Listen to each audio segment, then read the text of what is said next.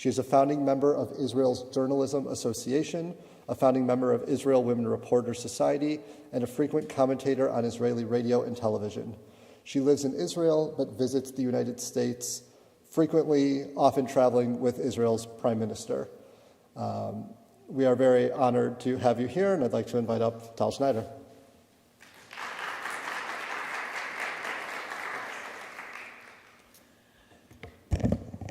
Thank you so much. Thank you all for being here. It's such a pleasure to be here and to see your community in the Sukkah. It was just amazing to see this gathering and the blessing, and of course the fact that you are thinking and talking about Israel and about our hostages all the time. So as you can see, the lecture's title is Israel Under Attack, because obviously these days this is what is going on. I apologize, I won't be able to get out of this space because I only have this type of mic, so I'm behind the bar here. Let's see if I get it right. Okay. So this is me. I'm a political and diplomatic correspondent, as said. I'm traveling, being a political or diplomatic correspondent means that I'm traveling with Israel's prime minister or president whenever they go out of the country. Basically, I was with Prime Minister Netanyahu at the UN on September 23, around, I think it was 18th or 19th of September 2023, when President Biden welcomed Netanyahu at the UN. And the subject of their conversation was Israel's relationship with Saudi Arabia. It was all over the news at the time.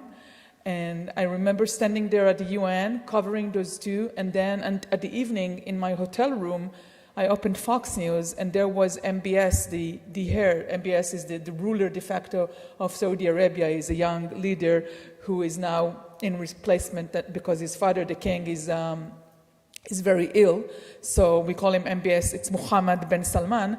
Mohammed bin Salman went on Fox News that night after the meeting and was talking about normalization with Israel, which was amazing. And I heard him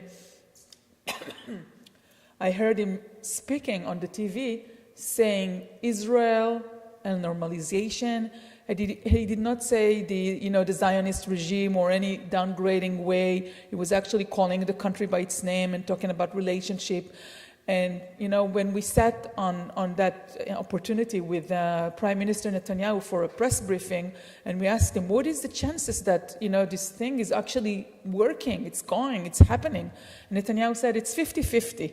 I can't tell you because there's so many problems around it. So we don't know if this can happen. And then we went back to Israel on the eve of Yom Kippur. We landed. And as you all know, what happened 10 days later? Our world turned upside down. Obviously, Saudi Arabia is off the table. Nothing, in this way of promoting peace is happening at the moment. But we do hope it will get back sometimes in the future. So I wanted to present a bit about Israel's defense strategy. It's important for me to explain that before we start talking. I will talk for a bit, for a while, and then I think we should do question and answers, because we want you engaged, and you can ask me anything you want about politics, about Bibi, about whatever you want. But I'll start first with my presentation, if that's okay with you. If you have questions, you can just sort of save them for later. So Israel defense strategy was actually written by Ben-Gurion in 1953 and was untouched since then. It remained the same. No government in Israel changed that. It's not a good thing. It should be rewritten. But in Israel, sometimes they talk about it, but they never actually change it. Ben-Gurion defined Israel's defense strategy, as deterrence. That's obvious to everybody. We need to deter Israel's enemies. Warning, which means we need to have really good intelligence on what's about to happen. Warning for ourselves, of course, it doesn't mean warning for the others. And if we have a conflict, it needs to be resolved. It needs to be concluded. Those was his definitions back in 1953. And, when he was talking about Israel's defense, he said, if we do have a war, it has to be short. We cannot lengthen our wars because, Israel is always in a situation, it's under criticism from around the world, so keep it short. Conduct the war on the enemy's territory. Do not conduct the war on your territory. And have a world power backing. So when you think about those components, and you think about what's taking place since October 7th last year, you may think that Israel's government has abandoned all of these components because this war is definitely not short. It's very, very long. It's actually the longest war we ever had. The enemy conquered our region, our Gaza, around Gaza region for 36 hours in the first, on October 7th up until October 8th at night. We were under terrorists conquering our villages, about 22 villages. And with the world power backing, we do have the United States support, but as you all probably following the news, it's going, sometimes it's most of the time we do have a lot of backing from United States with ammunition and diplomatic effort, but also a lot of kvetch, a lot of problems, right? And then in 2004, a minister named Meridor said we need to write from scratch Israel's defense strategy and change it and include defensiveness, meaning Israel has, defense strategy has to have one of the components has to be how do you defend your own citizens? And again, if you look at October 7th of what took place, when we had 1,200 people killed that day, many of them murdered, soldiers fallen, and 250 people kidnapped. So where was our defensiveness? Again, Meridor just suggested change the strategy. They never changed it. And then in 2018, Prime Minister Netanyahu said we need to update our defense strategy and include cybersecurity and missile defense. They never changed it. They were just talking about it.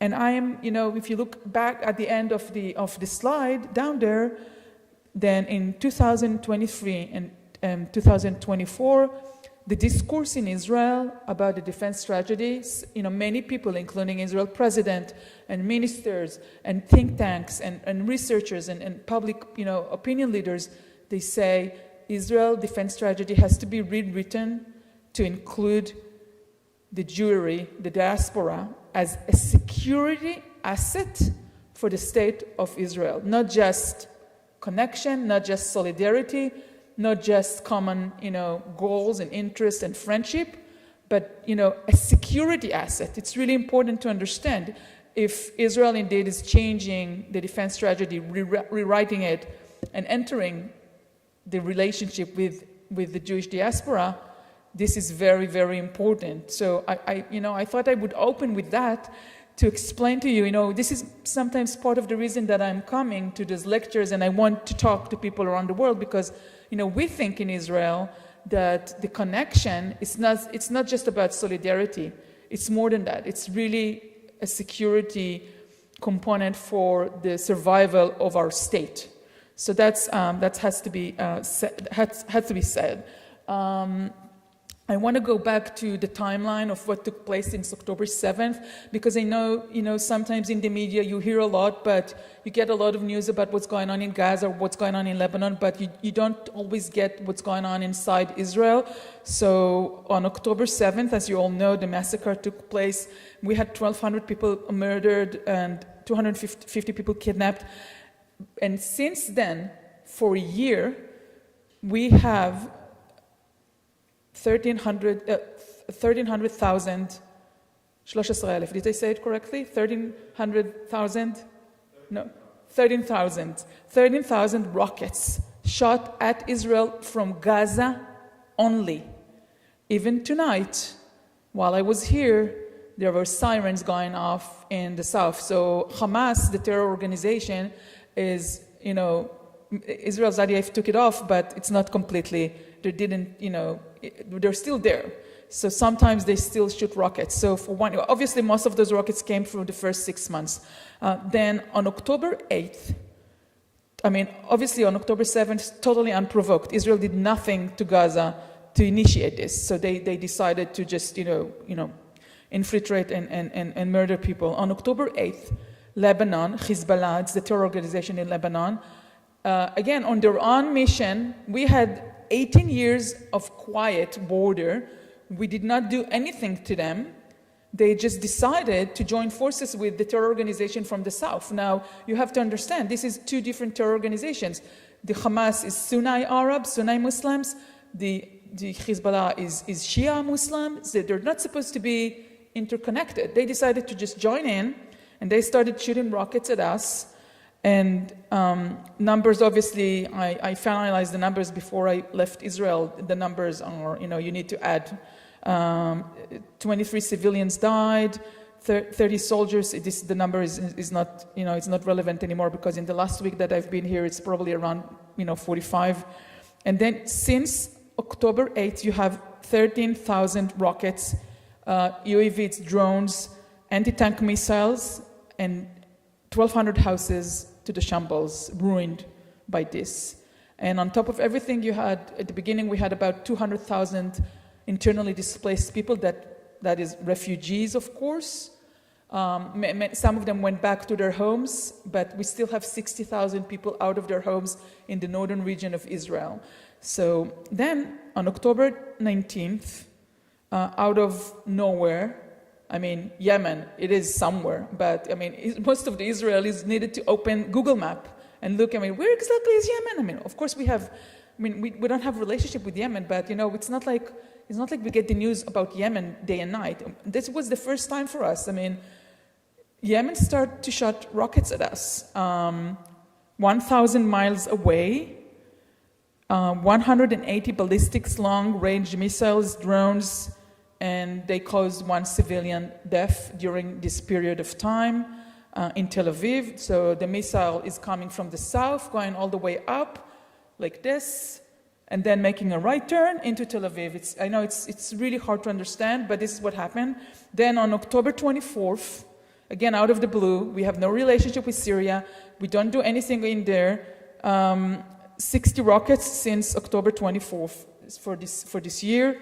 And then, on November 3rd, 2023, Iraq, it's a pro-Iranian militias, and they started to shoot rockets at Israel, 650 miles away.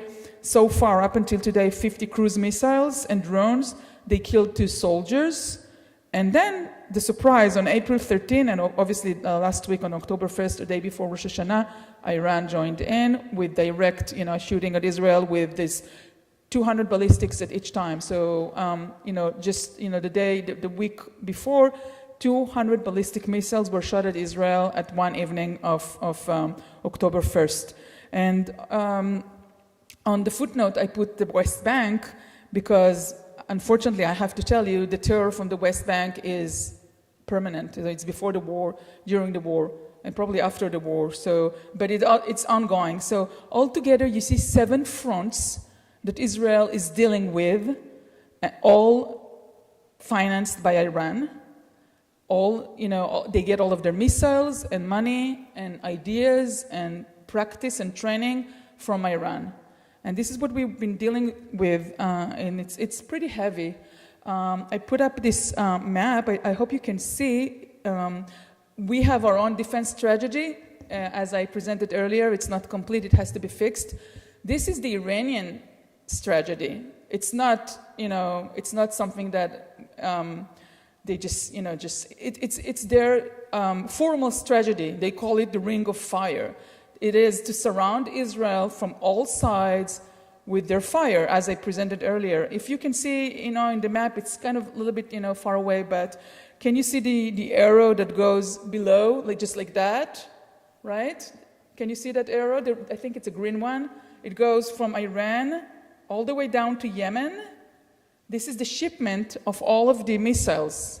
And then the missiles are being shot from Iran all the way up to, can you see the straight kind of purple arrow? over there? Okay, everybody's okay with that?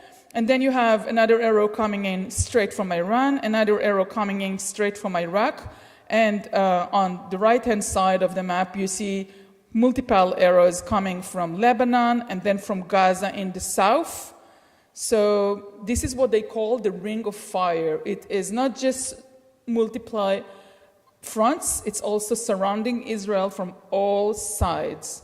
Again, as we spoke tonight, and as we were in the sukkah, I was opening my cell phone. There was a missile coming in. I don't know from where yet, but it was intercepted over the Mediterranean Sea, which is the sea in the middle. But this type of things, those missiles, right now mostly from Lebanon, but it's from all over the place. It's ongoing for a year. It's hardly get covered in worldwide media. It's they talk about what's going on in Gaza and what's going on in Lebanon, but they don't take into account. And the other day I was on BBC in Scotland for an interview, and they were asking me why would you do this thing in Lebanon? And I was like, we didn't start it. They shooting at us. What do you expect a democratic country to do? To just sit back and wait? And they said, right, but why won't you give a chance for diplomacy? And I said, okay, come on. The American envoy, Amos Hochstein, is going back and forth for 11 months now, trying to solve it diplomatically, and is unable to achieve anything. And they said to me, okay, but when you get your drones and the missiles, you have Iron Dome. It protects you. And the other side don't have that. And I was like, oh my God, what do you expect us to do? We, half of our budget goes into these protective elements. Can you tell the Lebanese they can build shelters? They can, what do you want us to do? Just not shield ourselves from this? So it's just unbelievable bias in the media that sees only the other side, and it doesn't even talk about the fact that we have to run to shelters day and night. So I just brought this map to just make sure that everybody understand how complicated it is for us. The next slide is the hostages, because they are in Gaza and 101, and because Israel entered this phase of war in Lebanon, many people stopped talking about them, so I figured I have to just give you the whole picture. I want to go a little bit right now into the society situation in Israel. First of all, these days, you all know, when you meet people and you ask them, Ma nishma, ma shlomcha, ma shlomech, you all know those phrases, right? It's in Hebrew, it says, how are you doing, right? You know what's going on. And today in Israel, for a year now, when you meet your neighbor in the street, or where you go to the grocery store and you meet a friend from school, or if you go to your work and meet your co-workers and you go, Ma nishma? So the person on the other side said, not so good. We can't go saying sababa, kol beseder, because it's not. So people say, on the personal level, I'm fine, but on the national level, I'm in distress. So this is kind of the answer. It's not like, when you meet your neighbor and you do these little greetings, you expect this little chit-chat, but people cannot do it anymore. They cannot hold this little chit-chat because everything is wrong. So, I don't know if you know the phrase, shlomi keshlom ami. My well-being is as the well-being of my people. And, it's not good. So the main reason for that is the hostages. So when you see the difference of the war between Gaza and Lebanon, in Lebanon we don't have hostages, and we think that the strategic goals of the military may be achieved in a couple of weeks. One of the reasons for that is Israel doesn't have hostages over there. Whereas in Gaza, we have 101 people, and all of the polling in Israel, all of the discourse suggests that there is huge support for hostage deal, even with heavy prices, such as releasing murderers who were convicted, Palestinian murderers, from prisons, and also with the price of withdrawal of the military. So all of the polling suggests that people think that the government is not doing enough, and all of the polling suggests, it's not 90%, but probably around 60 to 65% say that the government is not doing enough, our government is not doing enough, and that the consideration of the government are, with respect to the hostage deal are political, which means, it's not a good situation for the trust of the people. So I think, and this is something that people from outside of Israel may not understand, but you probably do because you mentioned that in your prayer earlier. As long as we have hostages in Gaza, we are unable to move on. I mean, the country is completely stuck, and it will stay stuck until we see the last of the person out. So this is really, grave situation for us.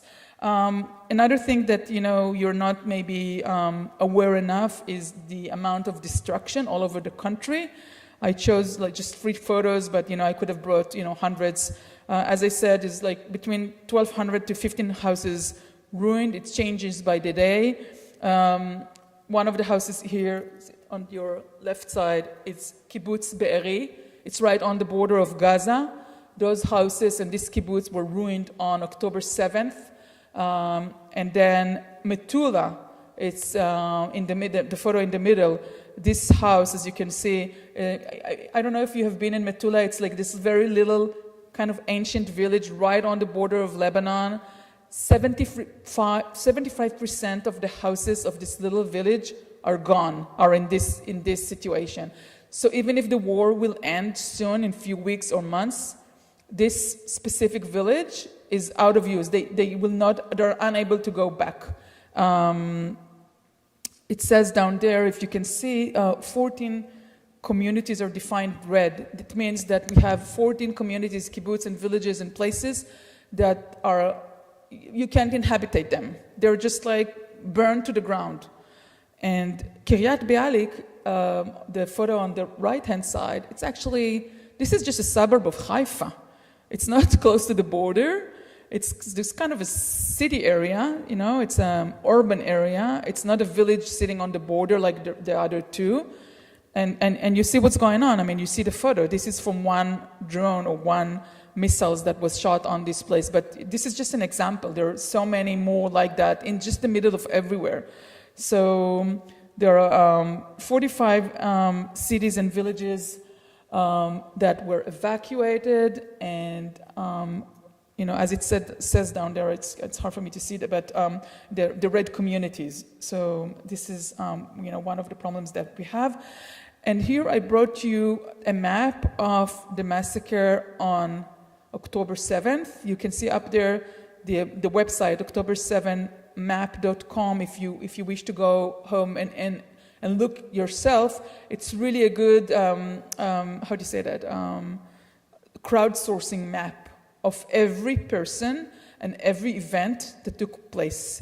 It's hard to go into that. It doesn't have photos, so you're not exposed to the atrocities themselves, but it has the names of the people and the location of what happened. And I brought it so you can see, it starts all the way up in Zikim, which is like right above, and goes all the way down to the border of Gaza, Israel, and Egypt in the area called Kerem Shalom. The reason I brought it, so I think people don't understand the width of the event. This is 45 miles spread of an event. And this is one of the reasons the military was really unable to get control of the situation, because 3,000 terrorists infiltrated through that fence over there. In the middle map you have the name, but you can't really see it from here. And on the right-hand side, I brought you a little map of Kibbutz Nir Oz. This is a very small community of around almost 400 people. If you see the center, you see the centrist map, it would be the strip in the middle. It says Kibbutz Nir Oz. It's very close to Khan Yunis.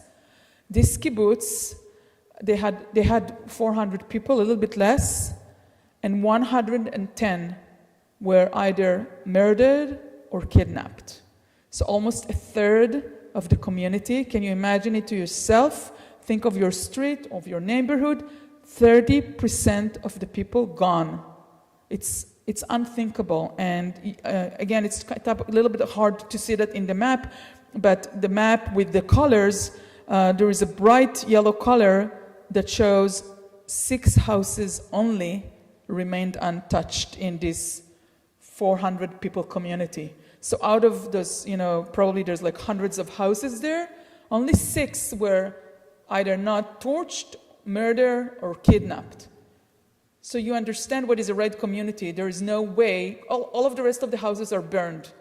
So this place, the kibbutz Nir Oz, military never got to there, and they remained, kidnapped. They were kidnapped and murdered up until the late hours of this horrific Saturday. The next slide, I wanted to talk a bit about the social situation in Israel. This is my son. He's an officer. He's 23.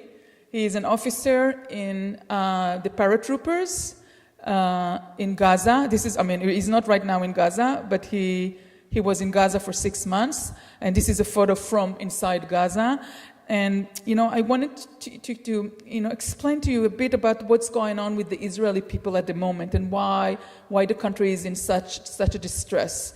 For example, he is 23, as I said. He had missing people to begin with. In the first few months, we didn't know the whereabouts of some people. And 600 kids around the country lost either a parent or 2 parents on that day and later on during the fighting. And we have 250 new widows of war and 10,000 new Israeli disabled. Most of them are soldiers, of course, but also from the atrocities of October 7th.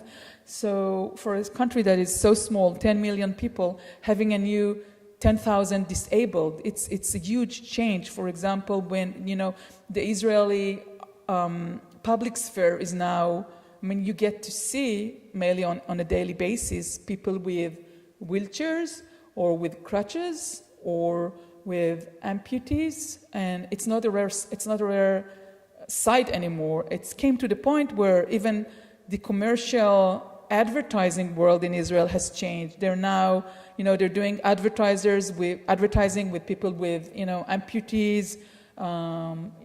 Some of the brands. It's changed in a way that it's very, very out there in the open. And so many of those young people, such as my son, not my son is just an example, but I hear it from all of my surrounding, they lost friends and relatives, but because of the war, they were unable to go to participate in the grief. So they were unable to go to a shiv'ah or to a funeral. And, a year later, they start to talk about it and they say, I knew this person. I did not get the chance to grieve his parents. I did not get the chance to grieve him. He was my friend. And what do I do a year later? How do I deal with it? And it's a huge question. It's not just my son. But also, we had these instances of double funerals. For example, I have a relative, a not close relative, kind of a far relative. His name was Tomer Achimas. He was killed. He was a soldier, 19 years old. He was killed on October 7th, and his remains were kidnapped by the terrorists into Gaza. And it took, the military, the chief rabbi of the military, they didn't know for a while about his whereabouts, but around November 30th, they came to the parents. He was missing, of course, at the beginning. And then about on November 30th or so, they came to the family, they knocked on the door, and they told them, listen, we don't have the remains, but we definitely know he was killed that day. And the family asked, what do we do? And they say, you can hold the funeral, but what do you bury? So they buried something, and they sat shiv'ah back in the winter. And then a few months passed, and the military was able to recover his body around May.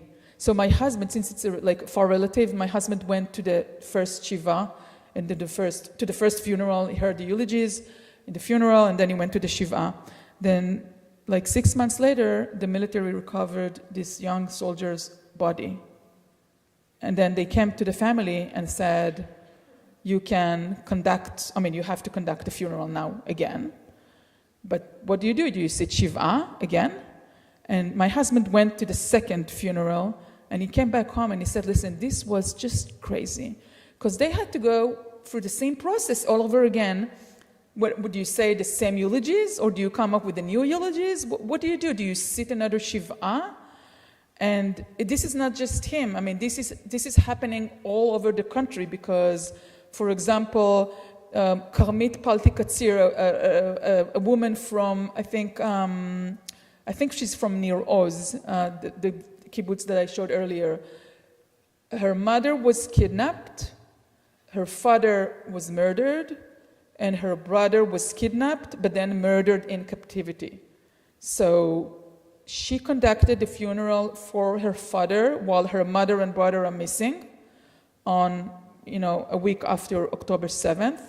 So, but she couldn't bury her father in the kibbutz because the kibbutz was a red zone, closed off military. So they gave him a temporary grave at the kibbutz Shfa'im. But then her mother was out. Obviously, they went up to the grave again. And her brother remained in captivity. But in January, her brother was murdered in captivity. He survived in captivity for 100 days, then was murdered by the terrorists. And then his body was recovered somewhere around April.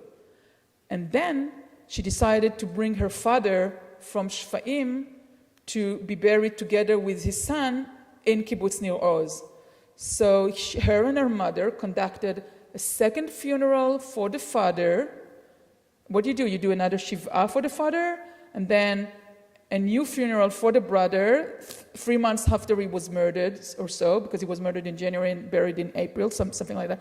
So those questions that they have to think of, would you do the eulogies again, you do the Shiva again, and this type of events, I mean, it's all covered by the news all the time.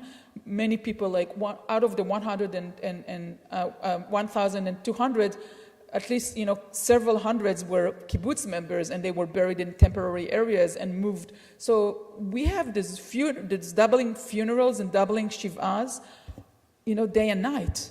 And it's when you start to think about what the Israelis and their neighbors and friends are going through, this is just crazy. And and another thing I wanted to talk about, the last one on the list, is the parental distress, because on top of everything, you have parents of soldiers, that's me, of course, or spouses of soldiers, or soldiers themselves who are doing reserve duty, families of reserve duty, and all of those people, I don't think they're all on medicine, but they are going through horrific, challenging times. They're not sleeping at nights. I mean, for those 6 months when our son was inside Gaza, we hardly slept. I am a reporter. I get the news from IDF spokesperson all the time. I was with the phone next to my ear, checking, and also, I mean, we couldn't almost leave the house, So the title of Israel Society is like, Israel has changed. It's not the same country. When you visit next time, maybe, I'm sorry to being, a little bit, dire here, but this is the situation at the moment. And we've seen the changes are both on the geopolitical level, but also on the very, very personal level. And, it's very hard I think the country is going through this period of time, and next time you will meet the Israeli, you will know how the country is changing in a very, it's not that I can tell you what direction it's going, but it's definitely not the same people. I think it's traumatized people at the moment. And the geopolitical shift is about Saudi Arabia and the Sunni states, which I mentioned earlier. Obviously, there is a huge discourse in Israel about combating anti-Semitism. It's in the news day and night. Whatever is going on in your community here, or in Vancouver, where I came from, or in Chicago, where I came from, we see that in the news all the time. The schools, the university, the colleges. I mean, it's big news in Israel. And another shift that we might see is no more appeasement. There is a lot of criticism inside Israel about the appeasement that went from Israeli government towards the terror organization Hamas. The money that they were given, the way that Israel treated them, I think it's you're not going to see that anymore. more changes is the internal rift. Israel was going through a really problematic time before the war with the judicial overhaul and with 5 election cycles, and the war got the people together for a short while, but then the internal rifts are not resolved, so it's still there. There is a political stagnation. Many people think that the government should take responsibility and go away, but the government is unwilling to do so. There is a huge gap between the polling with respect to the hostages and the way forward, and the way the government is just, ignoring much of the public discourse. Many people are requiring state commission of inquiry. The government doesn't want to do it. Just inquire your own behavior. The government doesn't want to do it. There is huge discord on the way forward. What are you doing with Gaza, first, specifically? And we see this, this rift in the society pulling people apart, and it's very, very difficult. And, the last subject is how civilians in Israel took over governmental roles. I will not go into that deep unless you want me to, and we have more time and there will be no questions, but definitely the Israeli society has changed in a way that the civil society is taking responsibility on many, many roles of the public life, including ceremonies, including inquiry, including even rebuilding the Gaza surrounding villages. So that's something that is very important to understand. And we have to finish up with some bright spots. I can go on just, telling dark things here. I did not come to just upset you. I'm sorry about the things that I told you before, but I thought it's important to hear that. The bright spots are, of course, against the ring of fire that, remember the map that I showed you earlier? This one, the map that shows the ring of fire. Against that, we need to get regional help.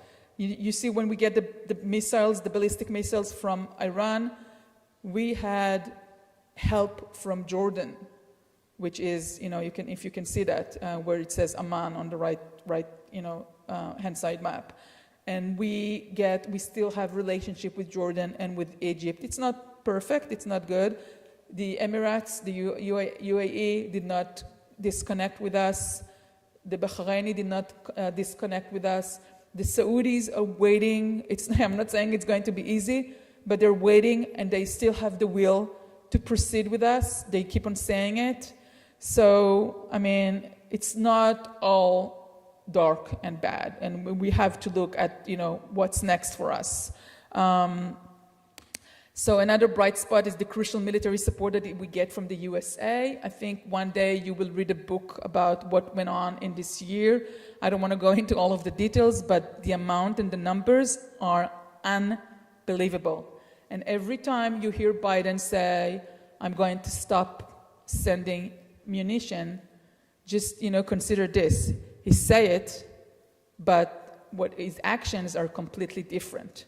So there's a huge gap between what he says and what he does. And I know this for a fact because I got the numbers of what's coming in, and I've spoken to Director of Defense Ministry, Eyal Zamir, and he told me in person just like 4 weeks ago that the numbers are unprecedented in worldwide history, the help we got from the Americans through this year. So there's a huge gap between what they say for political reasons and what they're doing on the ground, including today that we got the THAAD system, which is the air defense system. I don't know if you heard about it. It's like the Aero system. We got it. It was moved into Israel. I think Israel deterrence is back in place. We lost all of our deterrence on October 7th, but when you've seen the last month or so in Lebanon, I think our deterrence and our situation just, a little bit back in place. I brought this photo I wrote Inspiring Young Generation, because this guy that sits there is a childhood friend of my son. They went to the same class together in high school, then they went to the scouts together, and then they served together in the military, in the same unit, Sanchanim, and they met in Gaza all the time until this guy was wounded severely. But this photo was taken back in March. Right now, he's on his feet He is doing pull-ups. He's not running yet, but he has already traveled the world and is starting to study and exercising. So it's really the way that these guys are healing. It's unbelievable. And you will not hear him when he's doing all of those lectures and talks, and so you won't hear him complain a bit about anything. So I think the inspiring young generation, the ages between 18 and 24, 5, it's unbelievable generation, and sometimes I think we are not worthy for them. They need to throw us all, including our politicians, and start, a fresh start, because they got the real Israeli blood, I guess. And as I said, we have a very, very strong civil society. You could have seen it through the war with, volunteering, ideas, initiatives, solidarity in the neighborhoods where you have the missiles attack and you need to run to your neighbor. And just let me tell you, for example, the other day when there was the missile attack from Iran and my husband went out of the house, I told him, just don't go, because Chief Hagari, the IDF spokesperson, is on the TV saying, stay close to your safe room, so don't go right now. And he said, no, it's fine, I'll just, I need to pick up someone and bring him. It was like 7 p.m. dinner time. And I said, can you wait half an hour here, you and the friend that he wanted to give him a ride. And he said, no, it's fine, I'll go. And he went into the car. Obviously, after a mile down the road, the siren started, and the siren from, the missiles from Iran, it says 12 minutes. So it's in 12 minutes you can really, you can go shopping and go back. No, I'm just kidding. But he and the friend had to leave the car in the middle of the road and knock on a door of a building and get inside with people they don't know. And obviously everybody is opening the doors, just come in. They went in, they stayed there for an hour with them in their safe room. It's very, very common. People are outdoors, or even kids or teenagers, they just go and we give them the instructions. If you are, for my son, I have another son who is 16. If you're stuck outside, you just knock on the first door, get in, and it's always working. So I think the society, the civil society in Israel, the solidarity is very, very strong, and you could have seen it through the year. And just finishing up with the supporting diaspora, as we began that on the beginning of the lecture, and it's very, very important that we keep that on, even if our government is not always doing the right thing with respect to diaspora. We should work on bypassing them. So yeah, let's do some question and answers if you want to, and if not, I can just talk for another many hours straight, forever.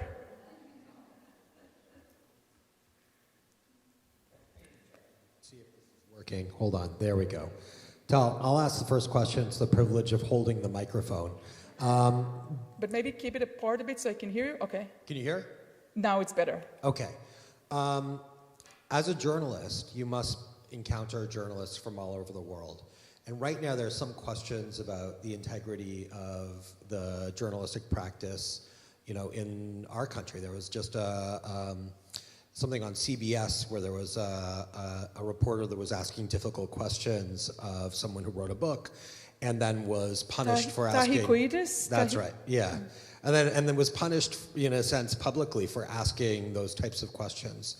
When you're speaking to your colleagues that aren't from Israel, what are they saying to you about the reporting that they are doing? Yeah, the question of the media is always a difficult one because, I think in Israel, the media is also heavily criticizing the government. So I don't expect other people to be less criticizing. We do have lots of questions for our government as well. And we don't wish to give them easy time. And the problem with the media, the way I see it, is many places around the world, they have this newsroom where there's a young person sits there and, he sees rockets or shooting and he doesn't know what's going on because he doesn't know the details. And when he's writing like a headline or an immediate headline or immediate like push notification on your phone, you just have to craft something very, very fast. And he says, I just want to be on the safe side. I'm not, pretty sure who's, and then he's just leveling it. Instead of saying terrorists, he would say militants. Or instead of saying They would always put the blame on the stronger side as if we are the stronger side, even though I think on October 7th everybody saw we are not so strong. And so it's easy to just look at Israel being backed by the United States and say, okay, they got it.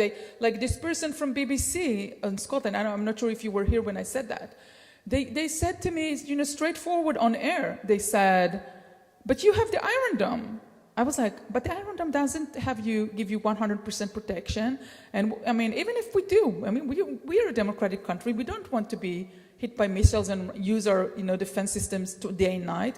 Obviously, it doesn't work for the long-range missiles, the ballistics, and it doesn't work for the drones. So I mean, but I think part of the problem is this kind of media redundant, where people who work on news desk are not always, they don't have the knowledge, and they have to come up with something really, really quick. But then, on the other hand, if you watch CNN and MSNBC, and I do watch them a lot, and Fox News also, if you watch them, I mean, you have Jake Tapper, you have Wolf Blitzer. Did you know Wolf Blitzer is a former Israeli? Did you know that his name was Ze'ev Barak? And he worked in Jerusalem? And he got the prime time. And also Jake Tapper got, the prime time, and also Dana Bash. And you won't hear them. I mean, they bring on air the Hirsch Goldberg family, the hostages. I mean, they do a lot of work with the Israeli side. So, I mean, this guy, Tahishi Koites, I don't know if I'm saying his name right. What's his name? I don't think he is mainstream media. And I mean, they can have their own opinion. He wrote a book based on touring Israel. It's not like he sat in his office in DC or New York. He actually, came down there during the war. So, I mean, I can argue with him about any kind of, and we should argue with those opinions. When we should not just throw them away with anti-Semitism. I don't think it's the case. We can argue on the facts on the ground. It's worth the discussion. Some of those medias should be out. There's this guy Max Blumenthal. It's really crazy stuff. Come on, I mean, he's just really lying, but he's not mainstream media, and he's doing some damage. But he's being quoted all the time by the Iranians. Basically, it's very sad. This guy is Jewish, but I mean, the things that he writes completely lies. So I would differentiate between the Blumenthal's types, which are, he is like totally aligned with Putin. I would differentiate with him then from Tahishi Koites, again, if I got his name right, which I think, you can argue with him. And he is entitled to his own, agenda and writings. I mean, we're not out to ban everyone. Thank you. I only have one thing to say, and I think the American media downplays the amount of damage that's going on in Israel to a huge extent. They Sure. just completely wash over that. There's no real talk about how much damage there is in Israel at all. I agree. This is the reason I put this up, because I think, and whenever I go on air and I'm a frequent commentator on BBC in Arabic, in Persian, and in English. I do their, shows sometimes, 3 times a day, sometimes just once a week. But every time I go on air with BBC, I just, I keep on telling them, internally displaced people. We have our own refugees. The fact that the country is taking care of our own and putting them up in hotels, you don't have to compare them. They're still out of their houses. They can't go back to their houses. They don't have schools. They don't have the money. It's crazy. Let me just tell you something, like a little story. The BBC in Arabic, they have this person who is the translator, but sometimes they have someone sometimes they have someone who can translate right from Hebrew to Arabic. So most of the time, like 90% of the time, I talk in English. But this one time, they gave a translator who is an Arab from Syria. And he started to talk to me before the show was on. So it's like a background, how do you say, like, it wasn't on air. It's just before the show. He was preparing me for the translation. And he said, "Hi, Tal, just to let you know, I'm Syrian, and I live in UK, but I'm from Syria, and I speak Hebrew."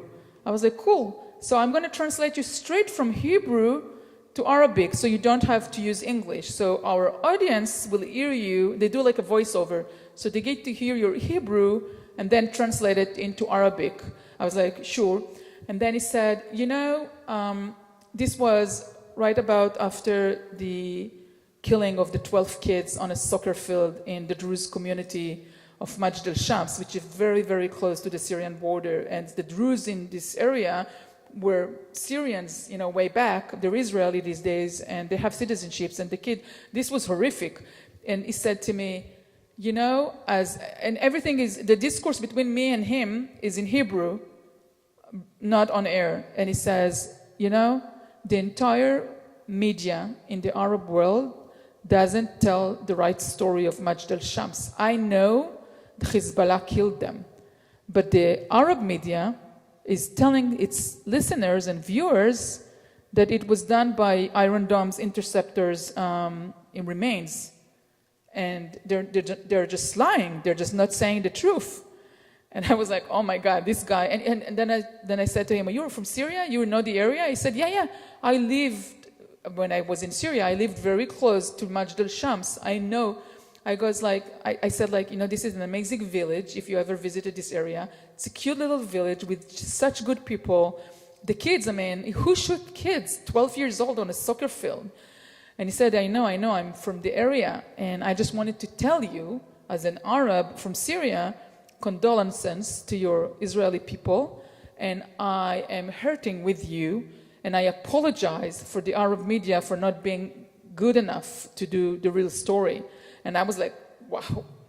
And then I went on air, and they asked me all of those questions. And I tweeted later saying, the translator was sympathizing with us, saying, so the American or the European media is not the only problem. So I think the biggest problem is probably the media in the Arab world, which is they're not honest. Can you hear me? Yeah. Thank you for coming. My question's a little bit different than the media. I think we all think about that a lot and appreciate your answers. But I'm sorry. Sorry. I just have a little bit different background than a lot of people here. I moved here from Connecticut, and so I know mostly non-religious people, some Jews, some not. But when you said that you think that the American Jewry, American diaspora, is part of national security, that actually ties in with the question I was thinking about, which is that I have a lot of close secular Iranian friends, including one of my best friends from Connecticut. From where? Sorry, from the East Coast, from Connecticut. I'm just having a little bit of a hard time hearing because of the... should I talk closer? Echo? So... Right. I got it that you said that you were from Connecticut? I am. Okay. And then I moved here, but I have a lot of friends from Iran. Their parents came from Iran after the fall of the Shah, and she was born here. Her brother was born in Tehran. However, secular, but I was going to ask you if you had anything to say to Iranians here, like my friends, who talk to family at home in Iran, secular, but they're there, what would you have me say to communicate your point of view? What am I going to say to the Iranian people? No, the question was, so what would you say to Iranians who are living in the United States, who are secular, who escaped with the fall of the Shah? So that generally, that in my experience, they've been somewhat pro-Israel. But what would you communicate to those Iranians who are living in the United States, who have connections with their family in Iran? Right. So, I think one of the biggest things that we are talking in Israel right now is that we are not in a fight with the Iranian people.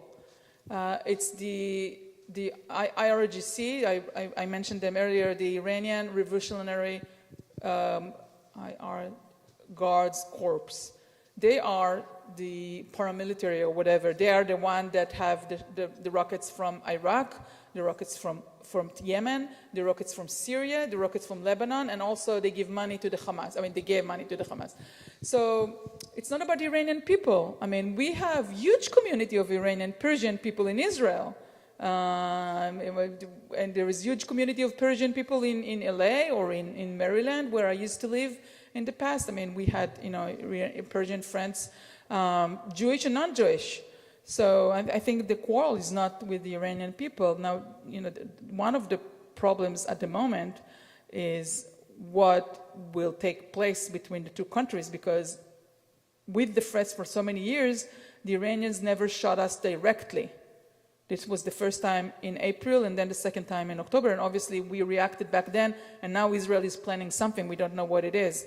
But I can tell you that some of the Israeli politicians are talking about how can we promote a regime change in Iran. And my opinion right now, I mean,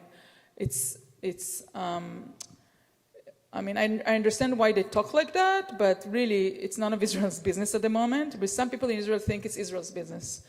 I think it's a far-fetched concept. I mean, if the Iranian people will, want to do something, they should. But I don't think that we are able, in the situation that we are at, to really handle this at the moment. But definitely, as per deterrence, we cannot have a country shooting us with 200 ballistic missiles. Like, for example, they were aiming at the Mossad headquarters. Everyone knows what's the Mossad? The Mossad, it's the CIA, of Israeli CIA.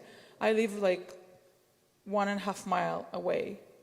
And that's the same evening of the October 1st that, when my husband went to those people, and I stayed in my house with my teenager who is 16. And we ran to the shelter. We all have shelters in the house. I mean, not all of us, but I do have one.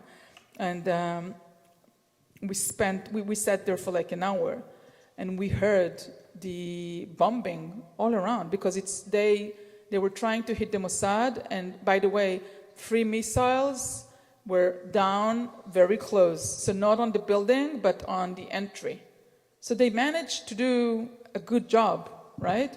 And we heard everything, and it was just like mind-blowing. You're just like you're sitting there, you're hearing everything. So I think Israel probably will respond, and I don't know how and when, but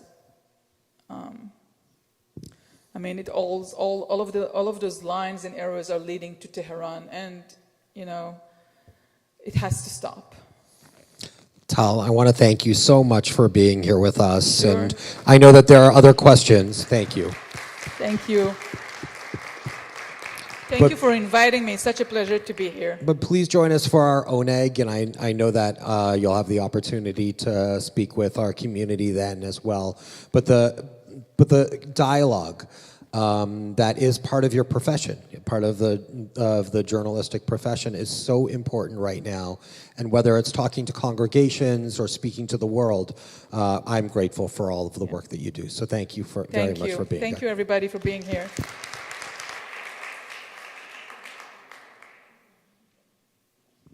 So everyone, please join us for our ONEG. I think Missy's outdone herself, as always.